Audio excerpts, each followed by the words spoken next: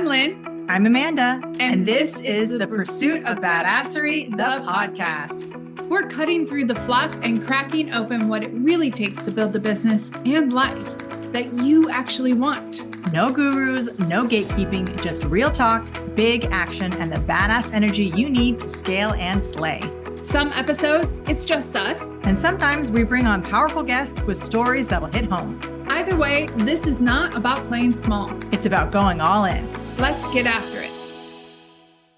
Hey, I'm Lynn. And I'm Amanda. Welcome back to the Pursuit of Badasserie, the podcast. Today, we're talking about something that might be a sore subject for a lot of people. We're talking about selling your business, not running it, but selling it. I mean, not just even sore, but I think some people might be excited about it, but some people might not even have that in their mind. And it's interesting because we've had many conversations with entrepreneurs, including ourselves over the years, about why are you building this business? You're not going to be around forever. Is it a legacy business? Are you passing it down? Are you building it to sell? Are you just going to close up shop? It's just for the here and now. And I think this particular topic hopefully will put some little nudges within you and to start to look at your business differently and some of the pain points and how to prepare yourself for setting your business up to sell. Absolutely. And this is something I believe now that I have sold a business, because I absolutely didn't believe this before I had sold a business, is I think that every business, when you start your business, you need to be thinking of an exit strategy. What is the exit strategy? Because it's unrealistic to assume that you're going to run a business till you're 437 years old, that you're going to become a vampire and you're going to run this business forever. I don't want to live that long. I don't want to live that long. I don't want to run any business that long. Even the ones that I love, I would never want to be doing it for that long. So what is your exit strategy? Are you planning, like Lynn said, are you planning on making this a legacy? It's going to be Samson and Sons. Are you planning on passing this on? But even if you're planning on passing this on, you really should have an exit strategy in case the people you're passing it on to don't want it.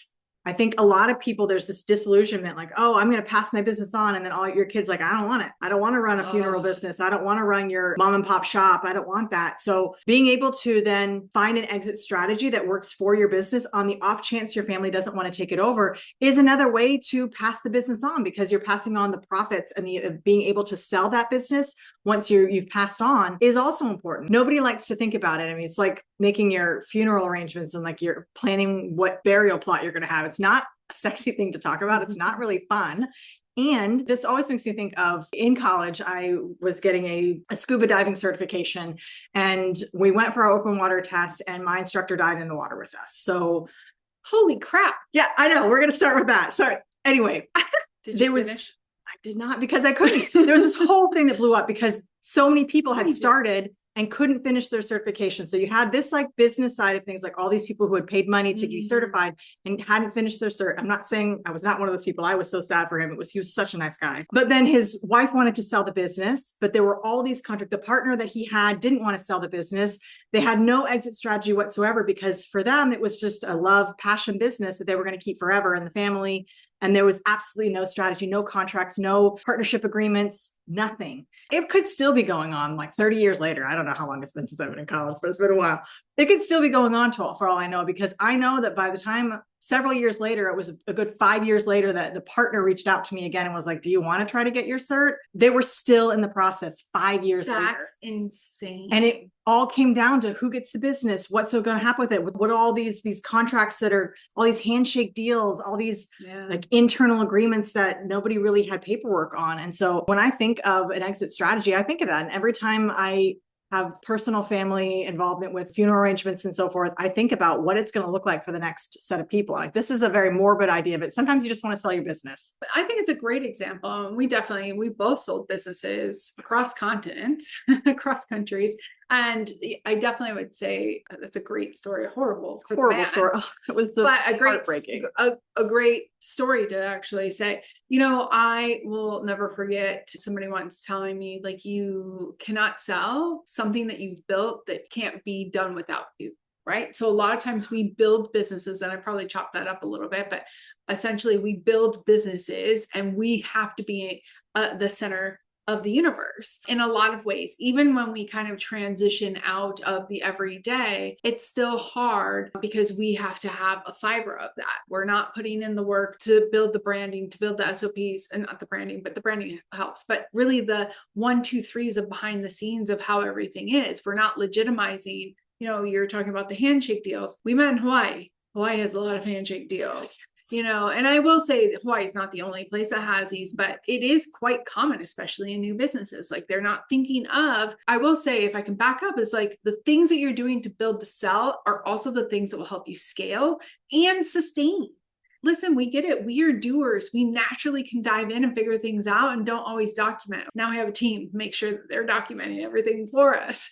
So we don't have to, but you have to build a business. I literally just had a conversation with somebody last night who is extremely successful. The Midas Touch, he is a Pied Piper. He works as a consultant for a huge networking organization where he is thousands of members, doubling that in like 30 days, 60 days. He's excellent at what he does, but he has no PowerPoint. He just shows up and the magic happens. Flat said, like, it's not sustainable, let alone scalable, because he can only be in one place, but also his knowledge, his secret sauce isn't sellable.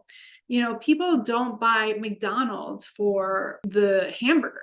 They buy it for the systems. They buy it for the proven strategies. They buy it for, yes, the brand name does help, but there are lots of other brand names out there that you could buy or not brand names.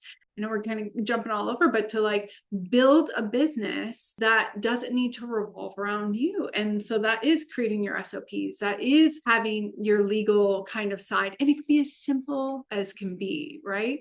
But it is important to make sure that you have that. Make sure that your contracts are up to par. When I sold my security company, I mean, each industry is slightly different and like how you sell the company, like how much you should expect. We're working with one client right now who's selling her company, and it's e-commerce. So hers is slightly different than what your fitness studio was versus the alarm company, but they have like the multiplication essentially of like the evaluation. But I had to make sure like all my contracts were on par.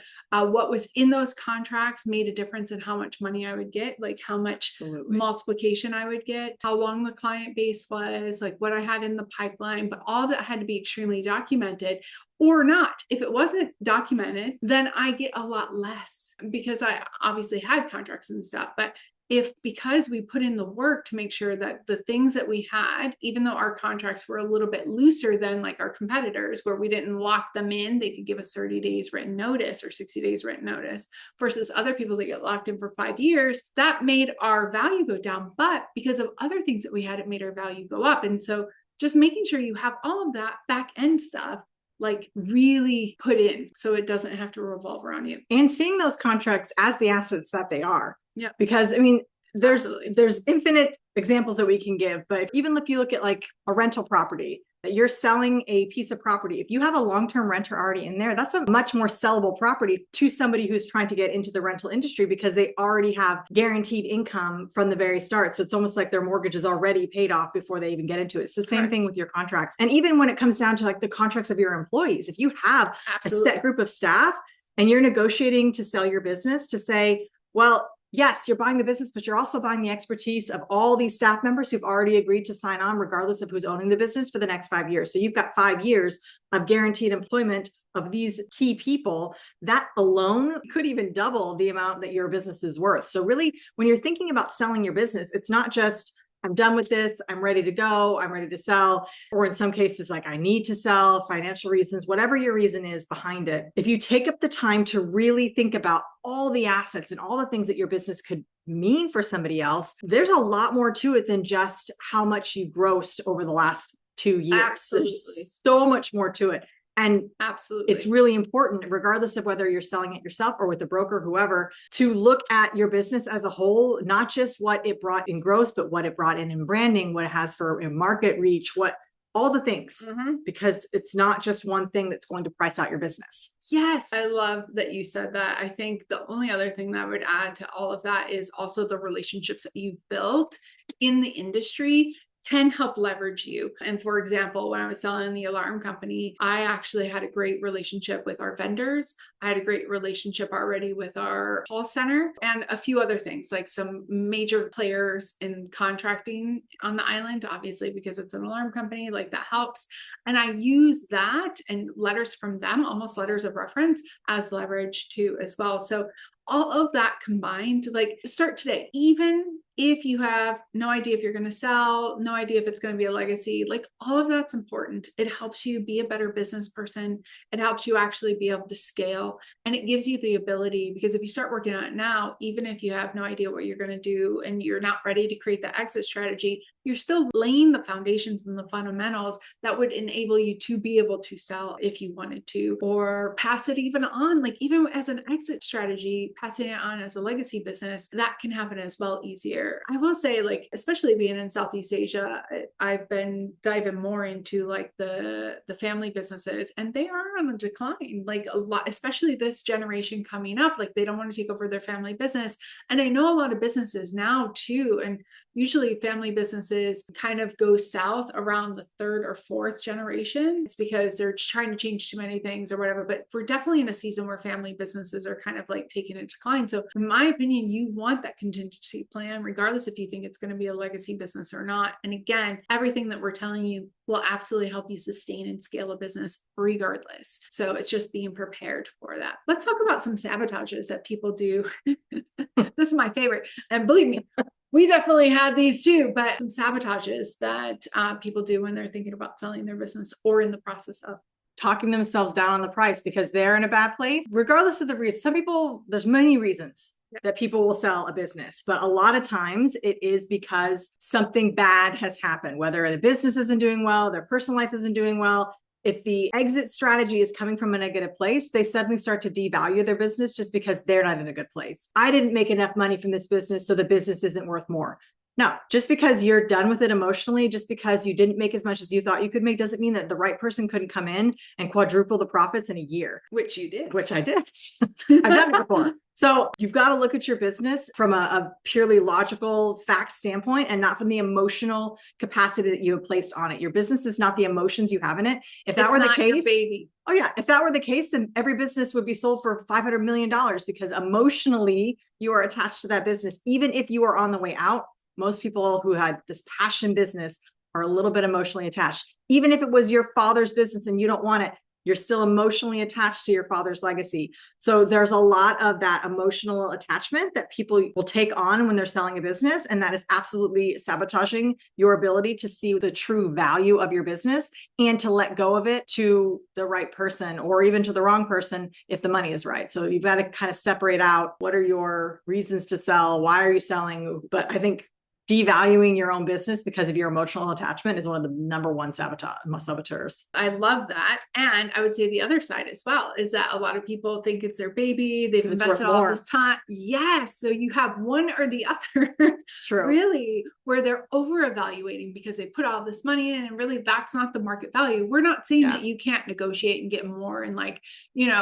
be ballsy about it. But at the same time, like don't overinflate. And that's why it's really important to actually hire somebody from the outside. Sometimes your accountant and your bookkeeper, my CPA did it. He was an EA to help evaluate it in this market, in this industry, because also market plays especially now with all the tariffs happening and stuff, there's a lot of changes for different businesses. So the market could definitely play a part, but I would definitely say the other side. Another sabotage. Sweat equity. Yeah. You're overestimating your sweat equity. Sorry. The other sabotage that and this kind of goes on the last thing I just said that I know we've both seen, some of us have experienced it through our own processes, holding on too long, right? Like not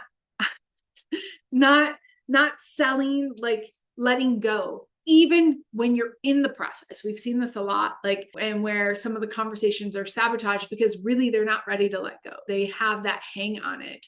Definitely, like you need to be ready to let go. And that's kind of the separation of you from your business. Like that's a big thing. And I know we'll talk about this in just a second, but that like your identity has to change because your identity is so aligned and like one with your business typically. So there's like a death of that and a rebirth, but we'll get to that. But I definitely say holding on too long and not acting when it's hot or trying to like almost like dragging your feet, even on a subconscious level. Yeah, I think it really comes down to not trusting your gut and over trusting your ego.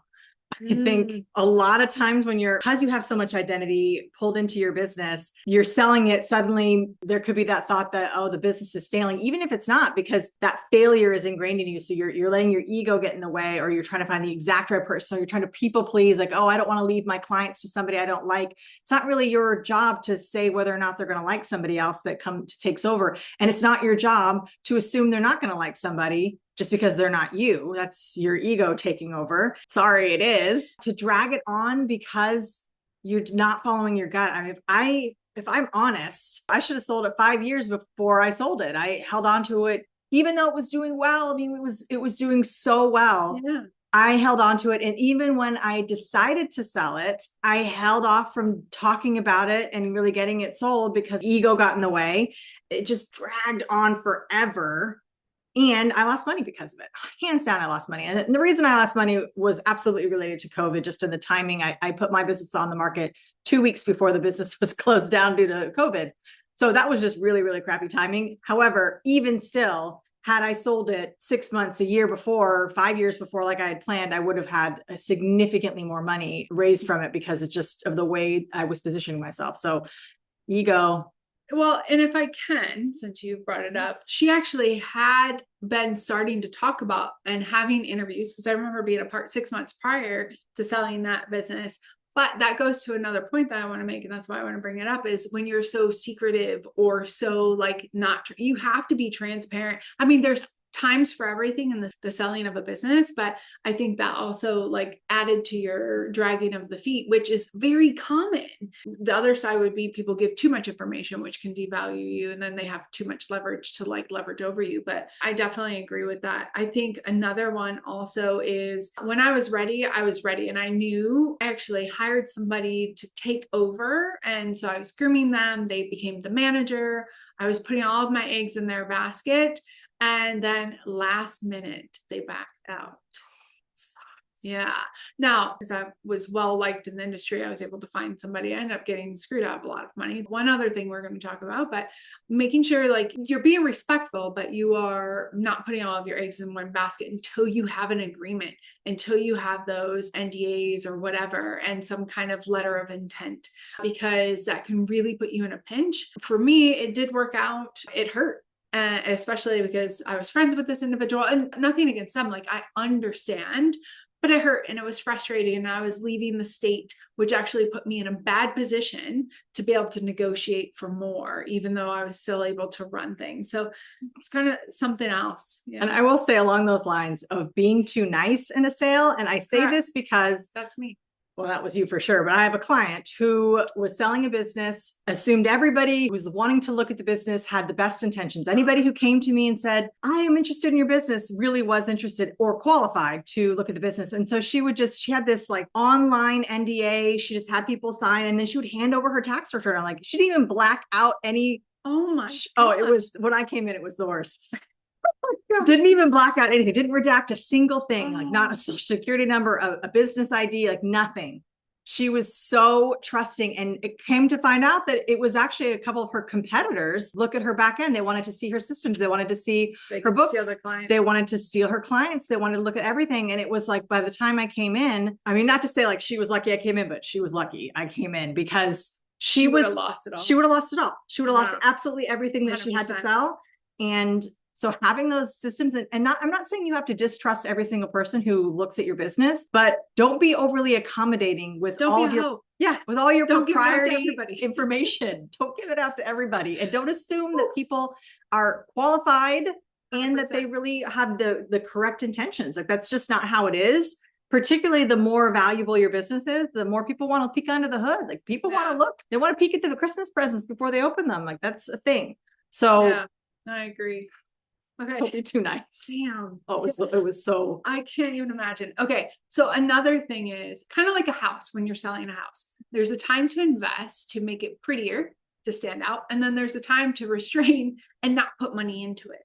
And so I think that it's really, we're actually working with a client right now, and she'll ask us one question. We're like, you're selling the business. Don't invest time and money, not just time, but like pivoting this or pivoting that, like don't do that. But yes, this is worth it. Hire this person to help you with this. So really have discernment when you should invest and when you shouldn't.